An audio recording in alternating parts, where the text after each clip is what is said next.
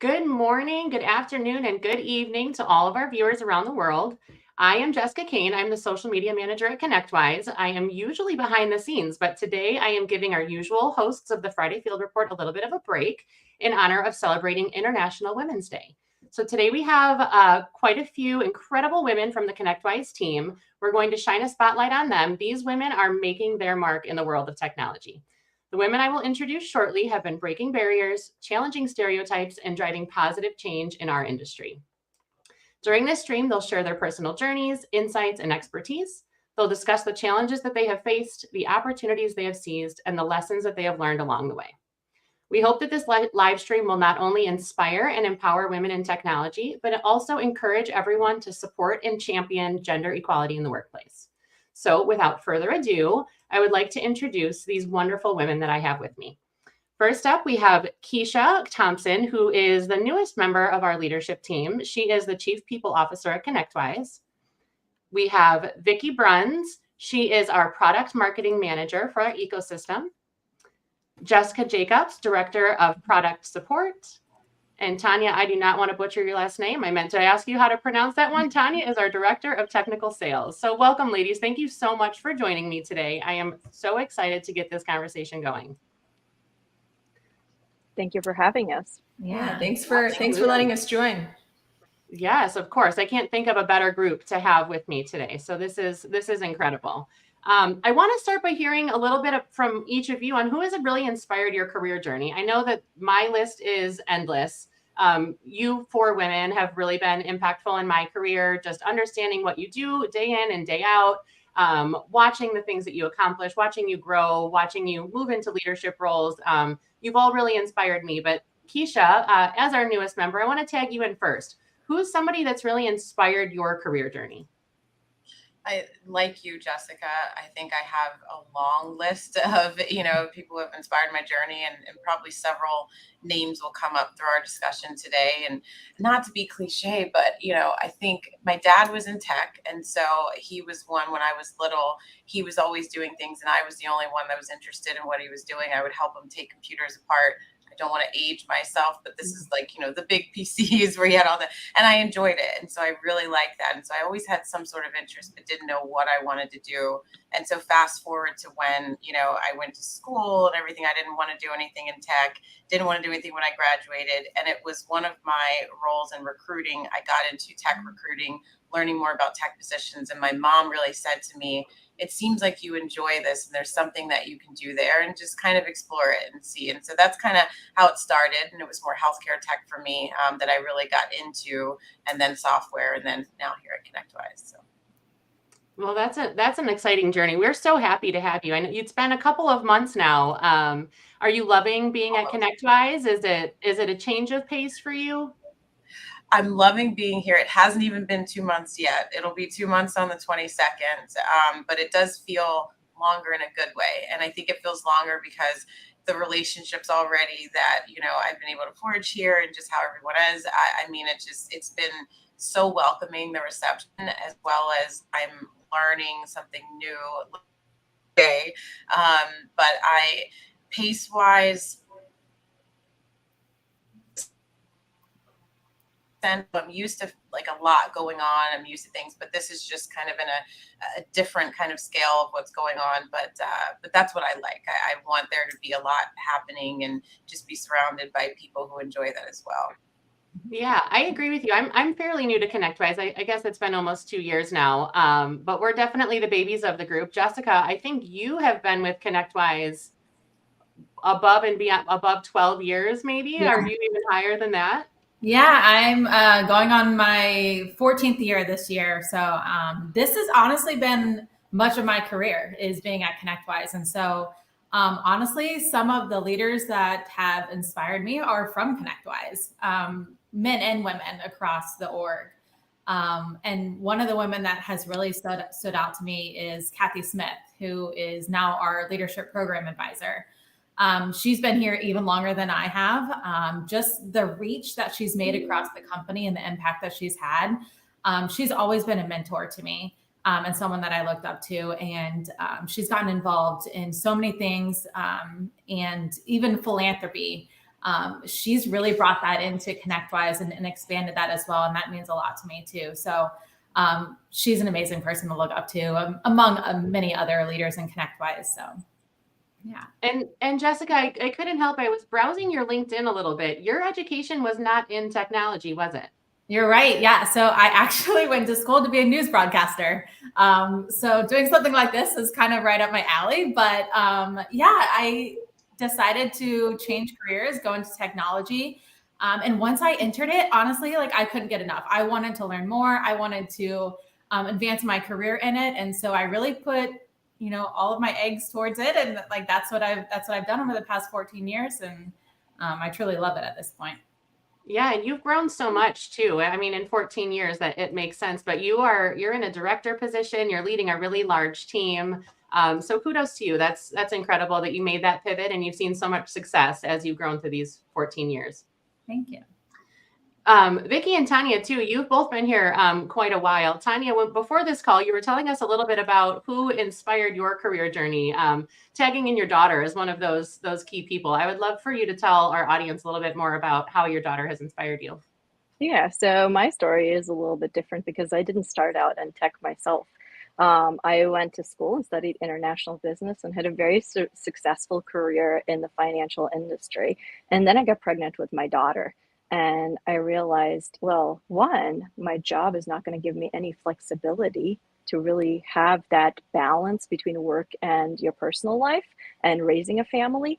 And then on top of that, I had that scare moment where I thought to myself, wow, with all this technology nowadays that we expose our children to, I need to figure out how to protect my child against these bad predators out there that I bring into the house, right? With all these smart devices that we have.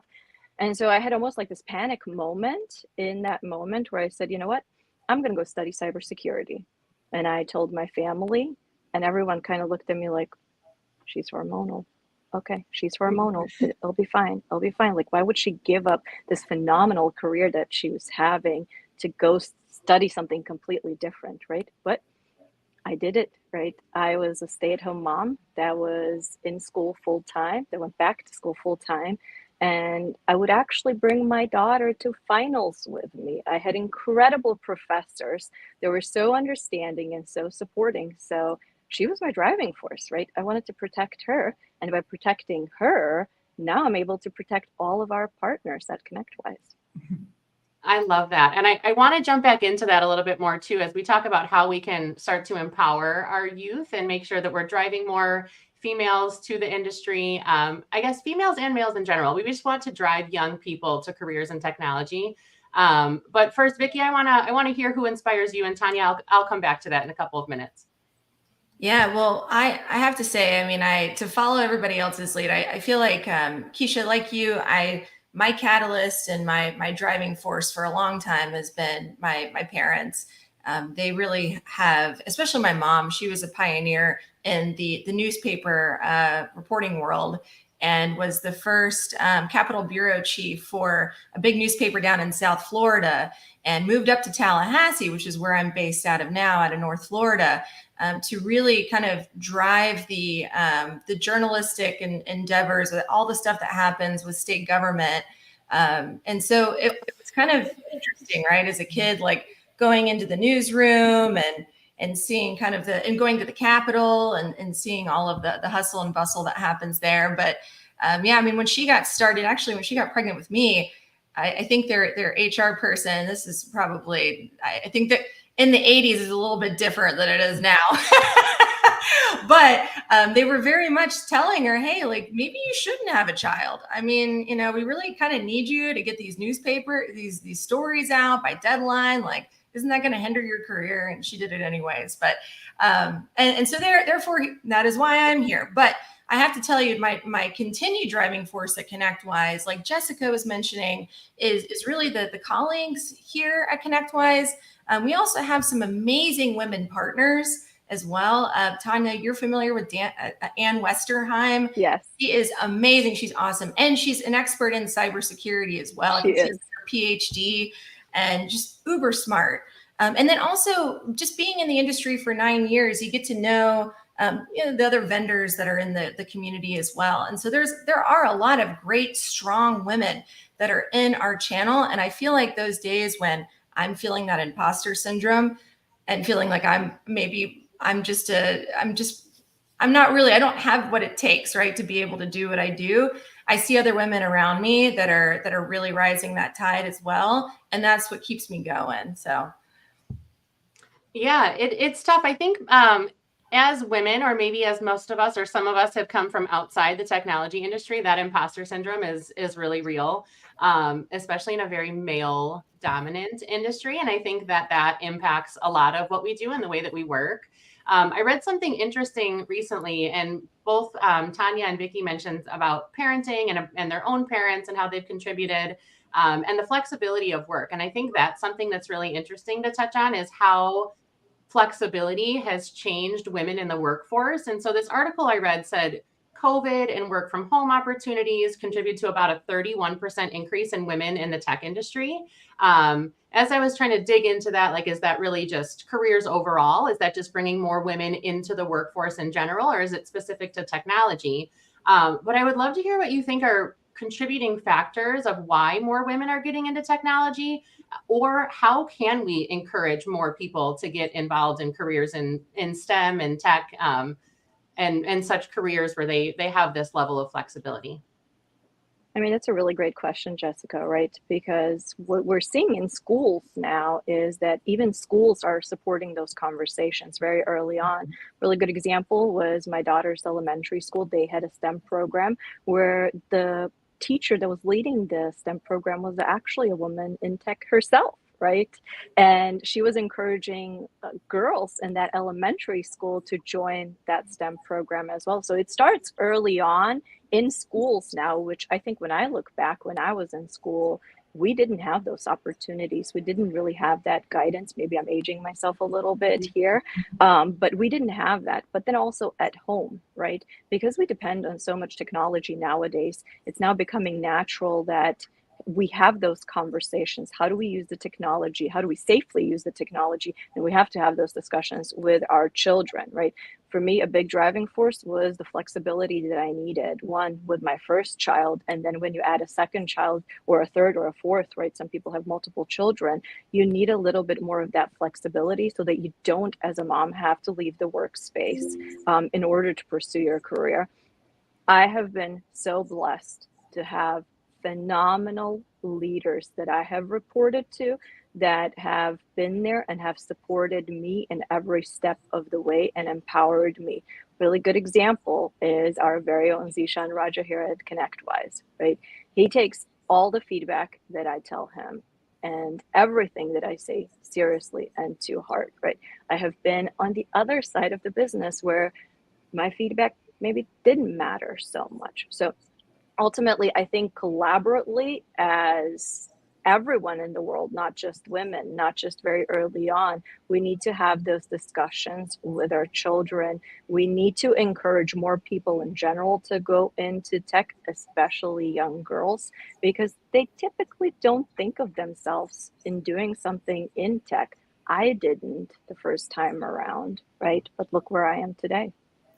Yeah, and that's really interesting, the education piece. I was a high school teacher for 10 years, so I taught Spanish. I was not really immersed in the technology world, though I do have a master's in educational technology. But wait. Before you keep going, show everybody your earrings. Oh, yeah, they're fun, aren't they? You got to support the women who, are driving forces in my life. These are awesome. I think my mom got them from a trip to Arizona or something, handmade, of course. Yes, she is definitely an inspiration to me. Frida Kahlo. Frida Kahlo, yep. Yes. But it's interesting, throughout my teaching, technology has always played a part in how I taught and also in my life. I mean, I'm a millennial. I had dial-up internet. AIM was like my go-to when I was a kid. So technology has always been relevant. But I even in the past, so I've been out of the teaching force for 4.5 years now.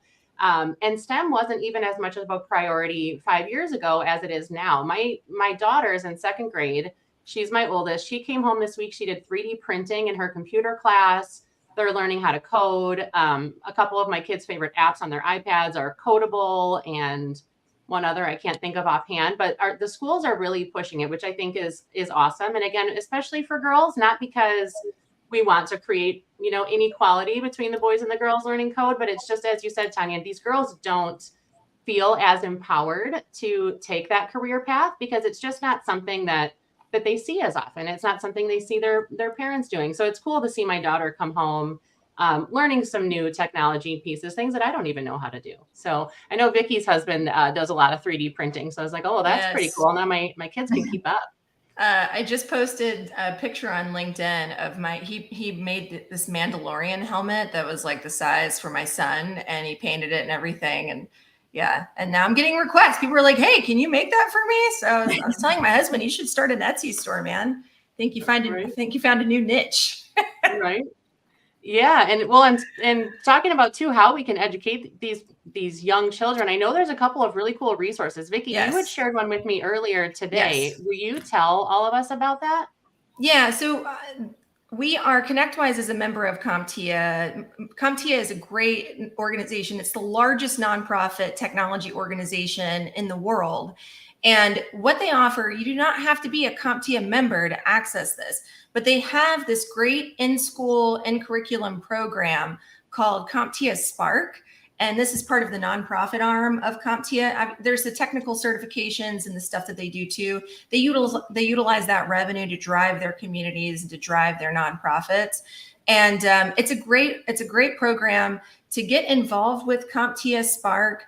All you need to do is reach out to CompTIA directly, and they'll actually if you can connect them to like the administrators for your school programs and stuff, then they'll make sure that they can bring this free curriculum into the classroom for girls and boys. Ideally, they like to start in middle school age.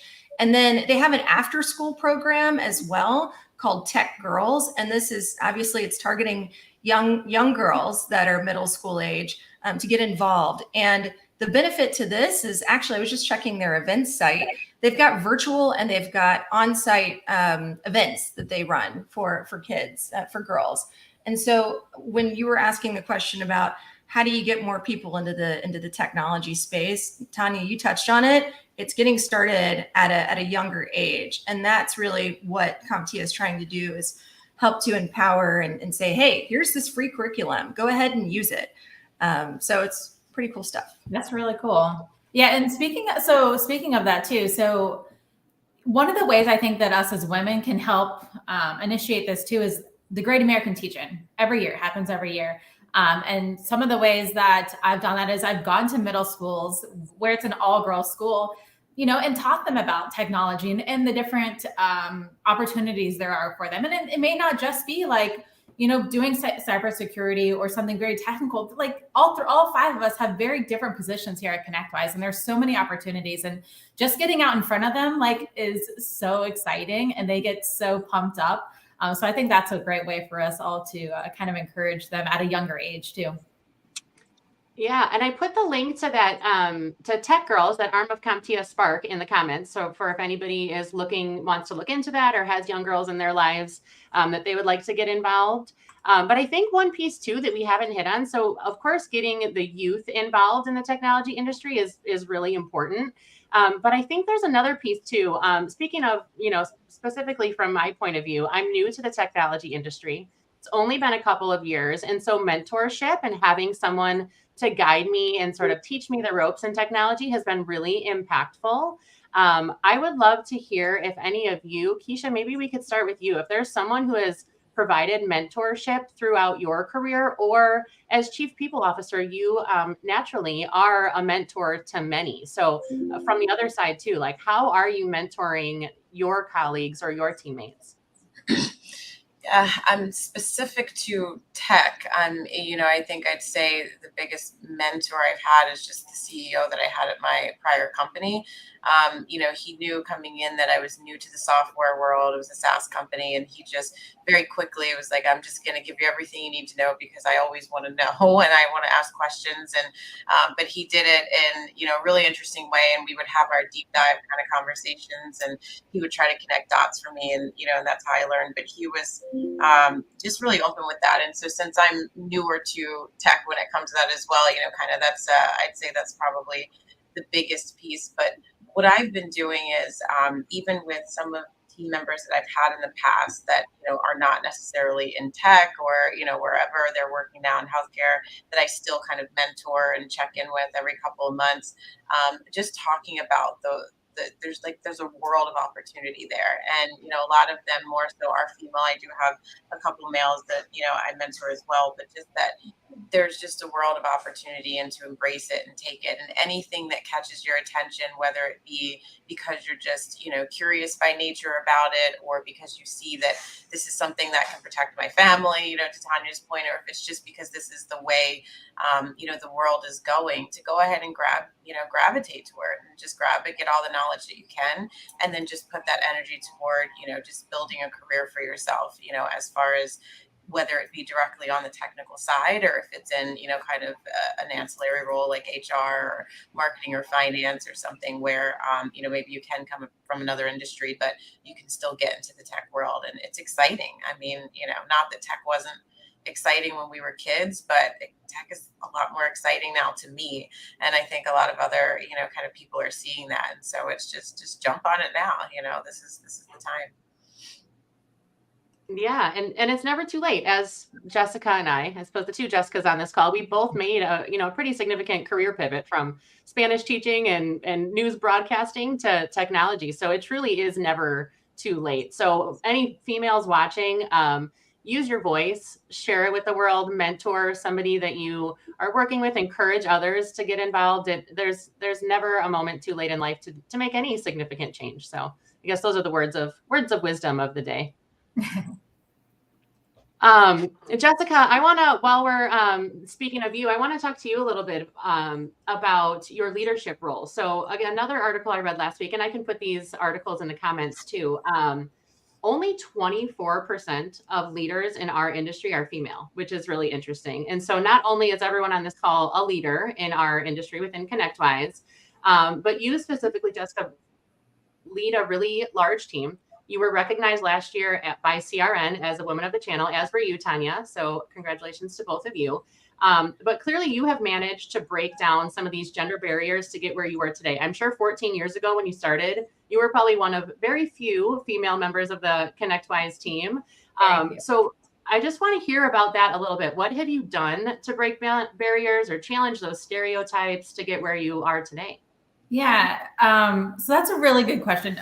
You are right. Like when I started, I mean, there weren't a lot of women in technology or even in leadership. And so I've always been really inspired by just trying to make my voice heard. And I think at first I was kind of in the background. I tried to remain quiet and because I didn't really have that confidence, but over time with, learning from other people, like listening to other people, I learned to kind of just speak up because I think that women bring such a different and unique perspective and ideas that like we should be speaking up when we feel that we have something important to say or a process change or anything like that.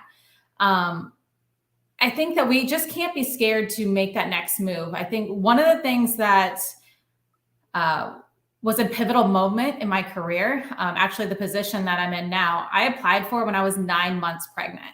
Now, that may seem very intimidating to some people, but I thought that was so empowering to know that I'm about to be a new mom, but I know that I am, ready to make that next step in my career and be a director of support. And I oversee, 120 people. So yeah, I applied for this position. I was 9 months pregnant. When I came back after 3 months, I took on this position and it's just been a great journey. And I think that was a really special moment in my career. I think that was really important, to say, Jessica, because I think as women, when you do have maybe someone you know, or maybe we've been through it, when women are expecting or even just thinking about starting a family, they tend to, and we do it where we line up with career, like, well, if I'm going to have a kid, then this will have to wait, or I'll push this out. And so I think that is empowering, and it's awesome, to go ahead and go for it, that far along, and having that confidence in yourself that, look, I'm going to be a new mom, but this is a challenge that I know I can take on. And, I hope that is a story that you share with a lot of other, women that you come across, because that's important for sure. And something that Jessica mentioned that's also very important is about being heard and speaking up. So one of the female leaders that I look up to is Sheryl Sandberg. And she had a really powerful quote that really resonated with me. And it said, I'm looking at my screen here, so I read it correctly. I want every little girl who's told she's bossy to be told instead that she has leadership skills. I mean, those are some really powerful words right there, because I was that outspoken kid, right? Where I was told, like, watch what you're saying, Tanya, like, behave. Not that I do, but it's really empowering girls early on and viewing it from a different perspective. Yes, she has something to say. She wants to be heard. We need to cultivate that and foster that. 100%. Yeah. Yeah, and I think a lot of it is a confidence thing. And Vicky, maybe you're about to bring this up, but you and I were talking about this yesterday.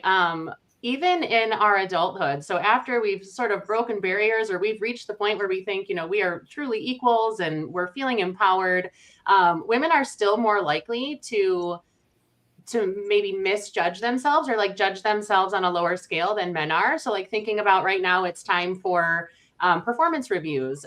It is significantly more likely that a woman will rate herself lower in comparison to a male in the same position. So that's just really interesting to think about, knowing that we have all of the capabilities. So is it humility? I'm not sure. Is it confidence? Again, not sure, but it's something that I think is always going to be a work in progress, to make sure that women are still feeling empowered, and we're raising our girls and our sons to be, those powerful women, and to create powerful women in their own future generations too. Yeah, I was just having a conversation. I hope they're listening in, because the daycare that my son goes to, I was talking to the director and the assistant director of the program, both women. And I told them that we were going to be having this broadcast today. And the director, she's new to her role, and we're getting ready for preschool graduation, which is so cute to me that they actually have caps and gowns coming out of preschool. It just kind of blows my mind, right? But she's going to be getting up there on stage, and she's going to be really kind of running the ceremony and saying the speech. And she was telling me how nervous she was about it, because it's her first time doing it. And I said, I totally understand where you're coming from, because some people, it just comes naturally to be able to do public speaking, but a lot of people it doesn't. For me, when I first came to ConnectWise and came into the ecosystem team and was running vendor partnerships, we'd have vendors in, we would do lunch and learns with Tanya's team and the sales team. And I'd have to get up in front of people, and I would completely almost lose consciousness. Like, I couldn't even think about what I was going to say next. And when you throw yourself into that fire enough times, you learn how to be able to think on your feet better. And one of the things I was telling her was, hey, it may feel uncomfortable now, but everybody out there is rooting for you, even if you feel like they're not. And everybody wants you to do a good job, and just go in there. And even if you're not feeling confident, project that confidence, because ultimately projecting that confidence, you'll start to feel that internally as well over time. Yeah, that's great advice, Vicki. I love that. That's something my mom continues to tell me. If I tell her, I want to try something, but I don't think I'm qualified, she goes, nope, take that entire sentence back. You need to convince yourself you are qualified. Not to throw men under the bus, because again, total equality here, but we, a man in the same position would definitely hype himself up and say, I can do this, I can make this happen. So we as women need to think in that same way, and make sure that we're reminding ourselves of our worth, and empowering our own selves and empowering each other. I think this conversation could go on for hours. I know personally I could sit and talk to this group for for days on end. But we are running out of time here. So I would love to hear any closing remarks, any advice for our listeners, any advice for the moms that are looking to inspire their children.